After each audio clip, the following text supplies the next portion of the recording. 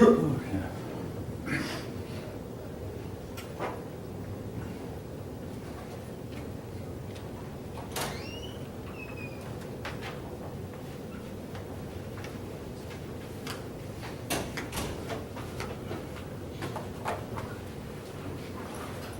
on from England to France, the one king outstanding at this time was Philip Augustus. He was the son of Louis VII, whom I've mentioned earlier. Philip Augustus, as you remember, the kings of France were really weak until his time, and he strengthened the power of the French monarchy. And where this was eventually to lead was your French kings became more and more strong, became absolute rulers. And eventually, of course, it was to lead to one of Philip's descendants having his head chopped off, namely Louis XVI, and his wife Marie Antoinette. And it was eventually to lead to where France no longer acknowledges it has any king. But Philip began to strengthen the power of the French monarchy. And like Henry II, he strengthened the royal courts also and tried to enforce uniform law throughout France. All right, I'll leave for, believe me, there's a lot more I could tell about France and a lot more I could tell about the Holy Roman Empire, but I'm going to skip a lot and go on to something that is very relevant now. The Slavic people. The word slave comes from the Slavs. The Slavs inhabited a very large area here in Eastern Europe. The Slavs were looking down on Adolf Hitler, who thought they were inferior. And he believed it was okay to just move in and take their property if you wanted to. So he tried it. And eventually these Slavic people whom he looked down on defeated him. The Russians were primarily Slavic. Anyway, the Slavic peoples were enslaved in Roman time. That's where you get the word slave. But now, in the case of Russia, some Northmen from Scandinavia came down and settled down in Russia, and they took over and became the upper classes. They became the kings and the nobles. At first, their capital was at Kiev. The Mongolians came into Russia, and they took over Russia for 200 years. And eventually, Russia was able to drive them out, and the city that drove them out was the city of Moscow. And that's why Moscow became the capital. First, Kiev was the capital, then Moscow. Now, as for something else about Russia, one of its earlier leaders was a prince named Vladimir. And Vladimir was the one who got Russia into the Eastern Orthodox Church. Now, the Eastern Orthodox Church had split off from the Roman Catholic Church. They were Christian. They split off in the 1000s. It actually had split up in the 800s, then got back together, and they never were really joined that strong to Rome. But finally the split became so great that they split up. But the story of how Vladimir chose Eastern Orthodoxy is somewhat interesting. Vladimir was born a pagan, a worshiper of Thor and Odin and Loki and Frigga and those gods. He decided that was not for him, so he thought he'd look around and see what religions he'd embrace. He checked out Islam, he checked out Roman Catholicism, he checked out Judaism, and last of all, he checked out Orthodoxy. Now, in the case of Islam, he would not embrace Islam. Now, catch this close, because Islam was against drinking. Anyone who knows anything at all about the Russians know that they drink a lot. I mean, that's just saying a fact, folks. It's just the facts, you understand? That's what they told. So anyway, he could not have that. They didn't allow drinking. So none of that. Then, in the case of Roman Catholicism, well, he'd have to be subservient to the Pope, and the Pope insisted that if you join me, I'll be your boss. He said, no, I'm going to be supreme. So he kicked out the Roman Catholicism. He next looked into Judaism, but he decided any God who was not strong enough to keep his own people in their own homeland was not strong enough for him, so he rejected Judaism. Again, this was his view, not mine. Then he went to an Eastern Orthodox church, and he said he went inside, and he said it was like he'd entered in a different world. The stained glass windows created a heavenly glow, and then they said the choir sounded like it was coming from another world. He said the music just sounded heavenly, and he just felt like he was in another dimension, another, that he was already almost in heaven. So he embraced Eastern Orthodoxy, and Russia was to remain Eastern Orthodox until 1917 when they went communist. The Eastern Orthodox Church still has a lot of influence in Russia. This will be important because you have to understand when World War I broke out, one of the reasons it broke out was that Moscow still had a whole lot of ties with the Eastern Orthodox people living here. Another name for Eastern Orthodox is Greek Orthodox. The Byzantine Empire was Eastern Orthodox along with Greece and along with Bulgaria, Romania, and this region of the Balkans. And that is why that Russia still has ties with this region, right in here. Anyway, there's a few differences between Eastern Orthodox and Catholic. The Eastern Orthodox allow their clergy to marry. The Roman Church has insisted on celibacy. In other words, celibacy is a life with no sex. In other words, no marriage, celibate. Anyway, the Eastern Orthodox, they have the same saints up until the split off. Then the Eastern Orthodox picked over the saints and Rome picked those.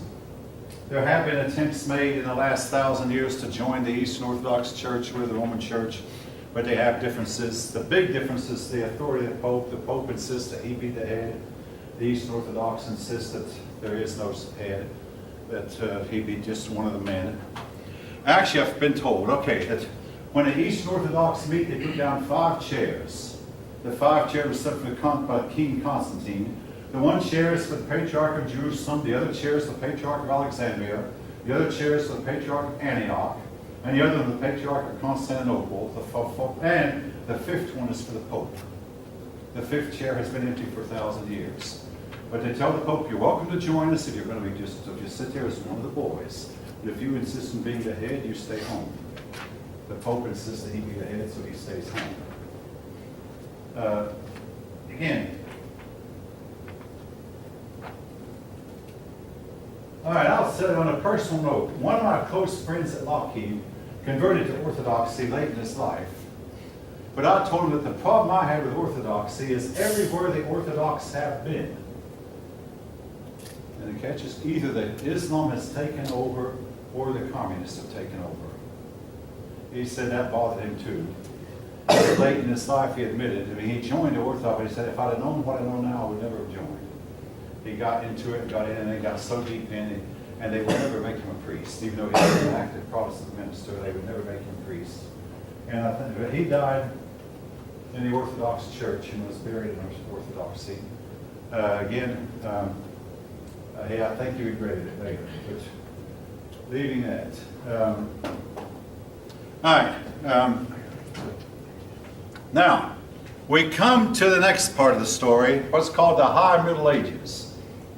During the High Middle Ages, things were prosperous. The crops grew. The rains came. Everybody seemed healthy. Everybody cooperated with each other. For once, there was peace throughout Europe.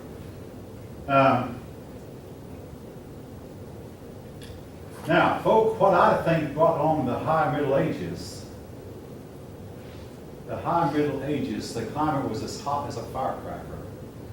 You read about grapes being grown up in this region that can no longer be grown any higher than this region. And even the land of Greenland.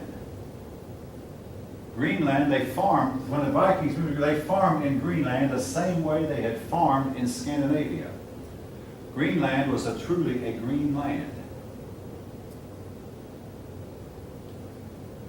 And the grapes that the Vikings described today will not grow any farther north in the state of New Jersey. They were growing these same grapes up in Newfoundland.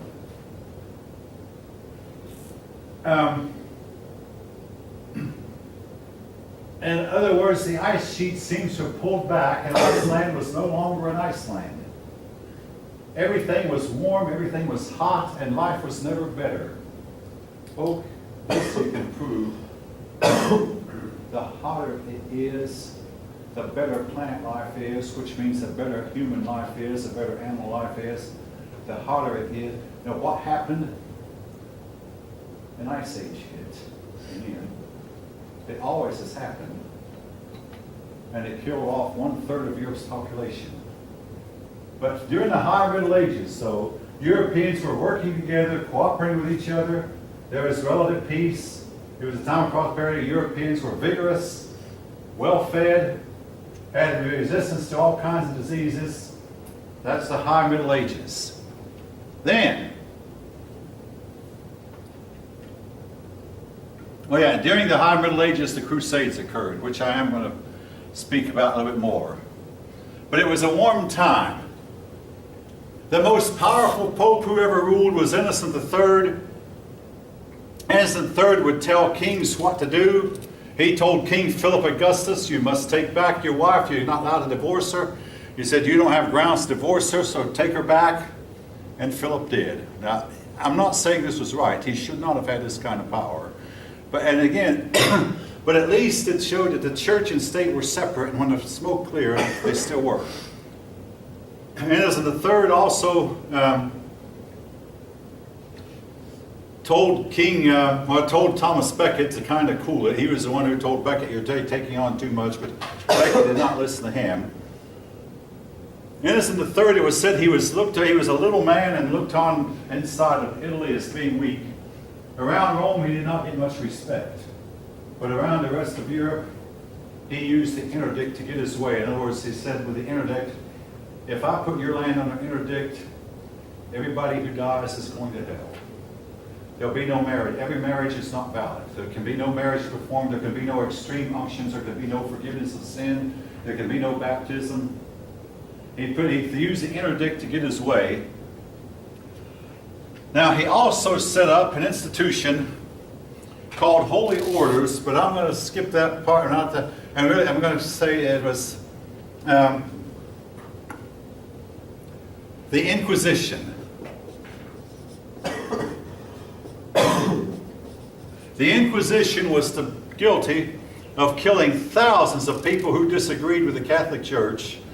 Now, I have a book at home. It was written in the 1920s. The book was my father's first, and I've got it now. And it said that no pope has ever apologized for the Inquisition. That was true in 1920. Today, we have one who did. Pope John Paul II, about 20 or so years ago, did issue something that resembled an apology for the Inquisition. But the Inquisition was designed to quench all dissent, to kill anyone who disagreed with the church, and it did. And it was in force for hundreds of years. And the rack was a torture device where they would pull a person's joints out, one joint at a time, or stretch a person in an impossible position to put him under extreme agony. Again, all this was done, and I don't want to sweep it under the rug, folk. It's just simply a black part of European history. The Inquisition, it was done by Innocent and the popes who came after him. On a brighter note, universities were started. And again, being of European descent, if I'm glorifying Europe, I have reason to. Universities are sometimes credited with being the reason why that Europe excelled as far as its inventiveness. The university started out in in Italy. They started in Italy and spread from there to Paris and spread from there to England. Universities set up as where that you could get people who had knowledge would come together and they would teach their knowledge to the next generation. But basically it's where you tried to pool all the knowledge mankind accumulated. And we still have them today. Universities today teach things like auto mechanics that they would not have taught back then, and airplane mechanics and engineering that they would not have taught. But they taught things like logic, rhetoric, there was persuasive speech making, Latin. Latin was the Catholic Church tried to keep the Latin language alive. I say tried. They tried to revive the Roman Empire. With all due respect, the Roman Empire would not revive, in spite of the best attempts. The Latin language would not revive either.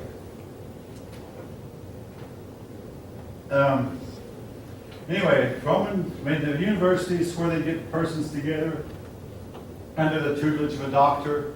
Then they got to where they have several doctors, that is, doctor of this and doctor of that.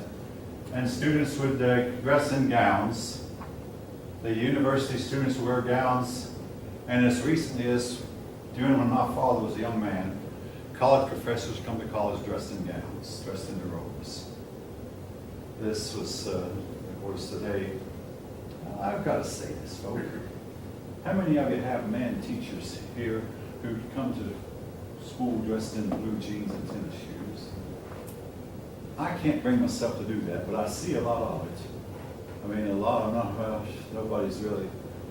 But, I mean, nothing against any of you who wear blue jeans and tennis shoes, but I just cannot bring myself to come to college, teach a college class dressed in sometimes ragged blue jeans and dirty tennis shoes and a dirty sweatshirt. Any of you know what I'm talking about. Nobody wants to. But anyway, but one time, I mean, okay, when I was young, our professors wore coats, suit coat, tie, dressed in a suit and tie. Then they got to where they dressed like me, and then they dressed style less than that. But one time they dressed in robes, came in their gowns. And that must have been all because they didn't have air conditioning. When I first went to UT in 1971, some of their buildings, especially the main library, was not even air conditioned. In the summertime, it wasn't hot. I was hearing somebody say they're going to air condition this place soon.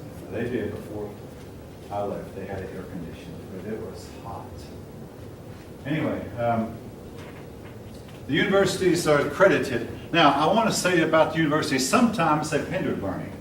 For instance, a college professor published an article in 1903 that mankind would never fly in a heavier-than-air machine. He proved with mathematics. There's a problem is mathematics did not include all the figures that should have been included in his formulas. But he proved mathematically he could not fly.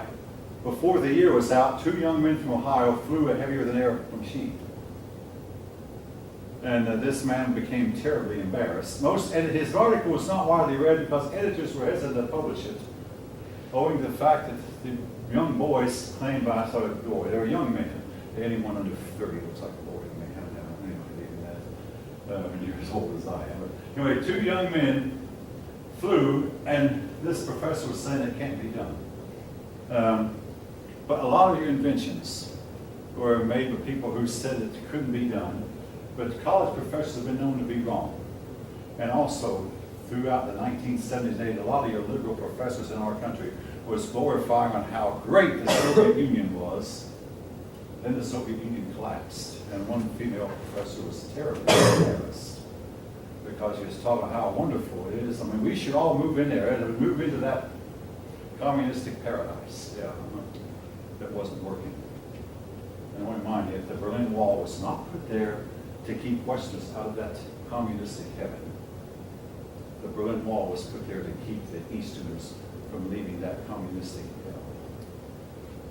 Excuse my French.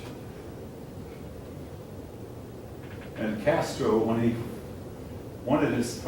gave his people freedom to leave, nobody came into Cuba from the United States.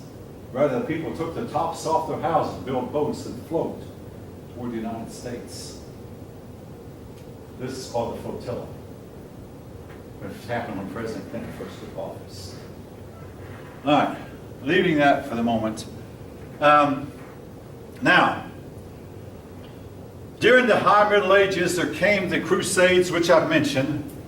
Now, folk, a lot of you might misunderstand the Crusades. And I mean, me, my 21-year-old son don't always agree, but he said, I just can't understand fighting a war over religion. The Crusades were fought because when the Muslims would take over, they'd take away everybody's property and take everybody's farm. And then they would turn this area into, all right, if you fly over in a spaceship or fly over in an airplane, everywhere where the Muslims are in charge, and you look down, the area is brown. But before they had it, these areas were green with vegetation. They took over, and a lot of Christians were either forced to leave or forced to convert at the sword point. And the tortures that were used were grievous. And finally, Christians in Europe got tired of hearing how their fellow Christians were being mistreated. Like, we're going to do something about this. To me, there was never a war, a series of wars that were in history that were more justified than the Crusades. It was basically a group of people who were tired of being wait for the enemy to come to us. No, let's take the fight to them. That's risky. I mean, let me remind you, the Confederacy decided to take the fight to the north, and it destroyed them. They took the fight to Antietam and lost. They were winning up that time. Then they took the fight to Gettysburg and lost badly, and they couldn't win after that. It's risky. Well, the Crusaders were simply, we're going to take the fight to you people because you keep coming at us. Now, if anyone of you has heard different or disagree with it, I'll open up so you can talk. But again, you're going to hear that the Crusades were a terrible time in European history. They did one thing for Europe. They did several things. Number one, they got Europeans to quit fighting among themselves and unite and join together, and it enabled nations to be built. As Europe joined in the quit their own quarrels to join in fighting for their fellow Christians who were being mistreated in what is today Algeria, Morocco, Libya, Egypt, Iran and Iraq, and especially Palestine. All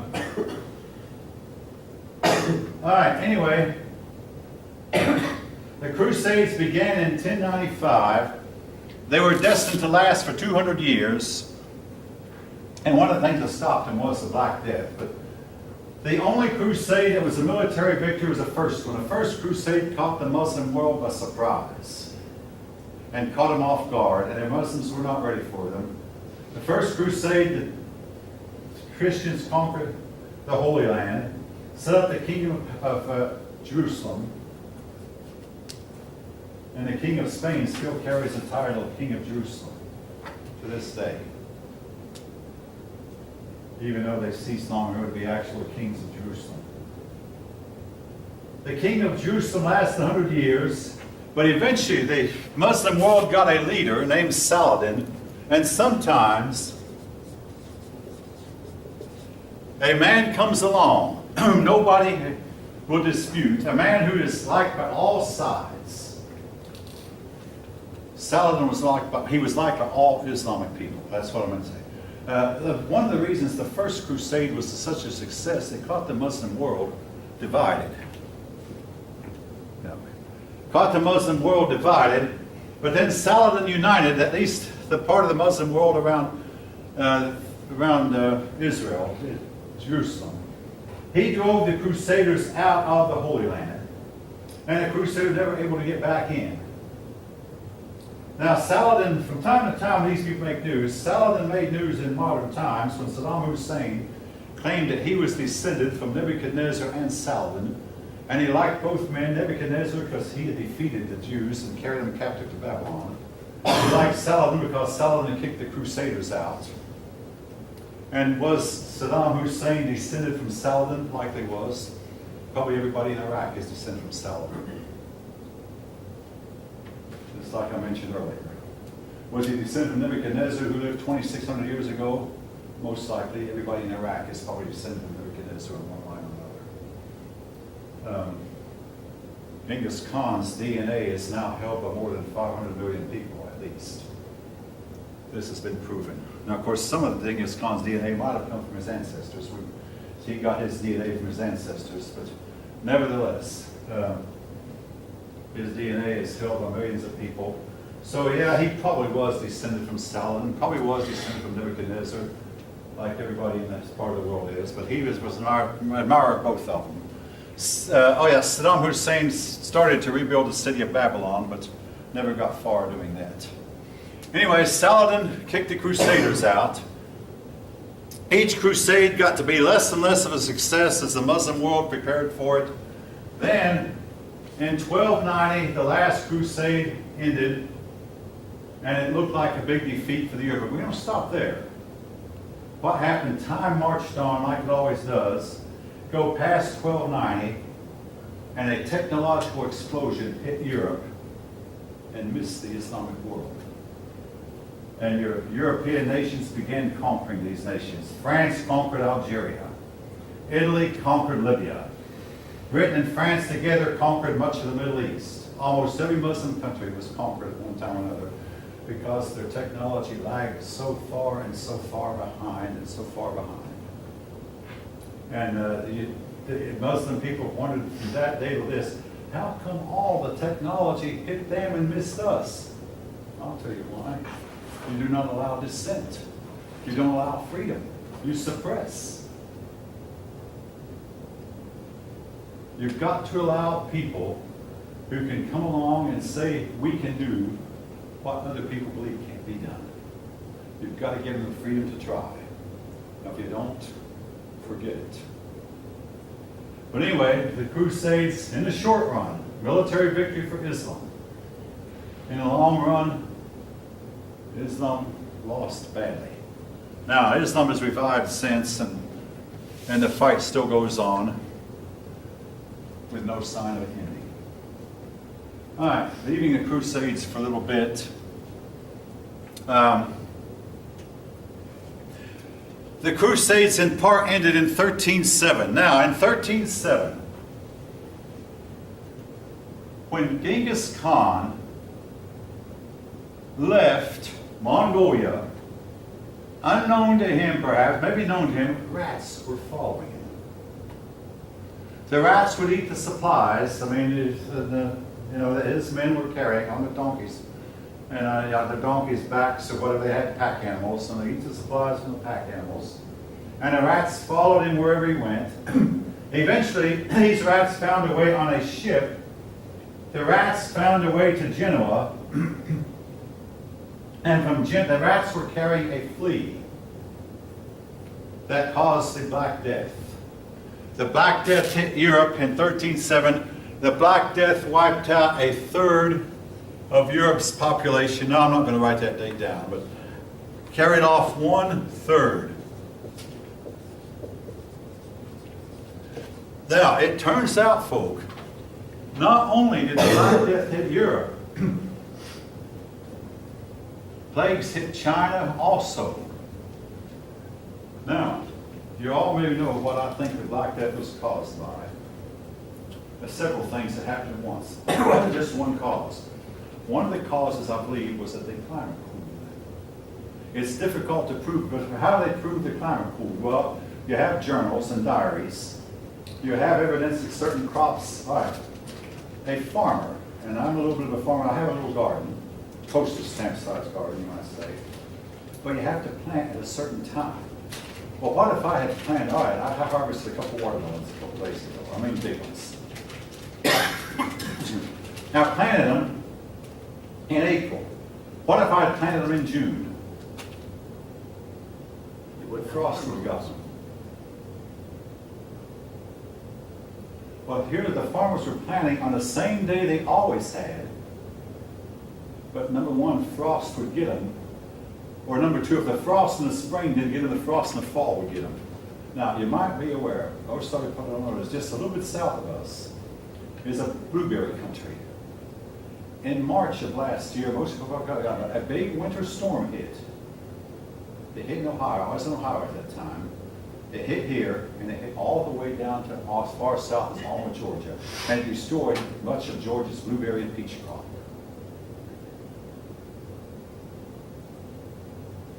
Any of you heard about it? Probably none of you have. You don't pay attention.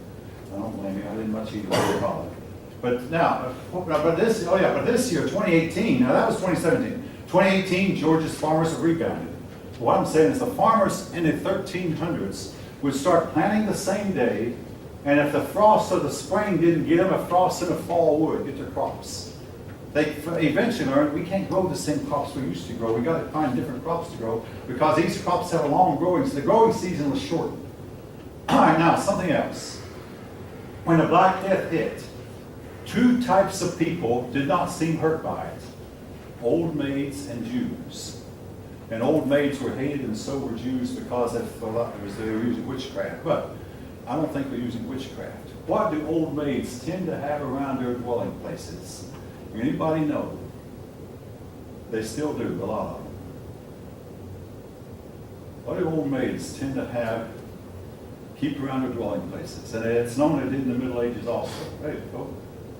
Cats. Cats. Well, what good did cats do? Well, the cats kept the rodents away. And believe me, I have 4 cats myself. And I never see a rodent on my property except for squirrels. But I can tolerate that. I don't see a snake either. They keep these stuff away. And, hey, that's one reason my garden grows so well. Cats are a good investment for a farmer. Now, here's why, the story about why Jews were not hit. 2 things. Number 1, Moses had told the Jewish people that every year you must clean out your garners.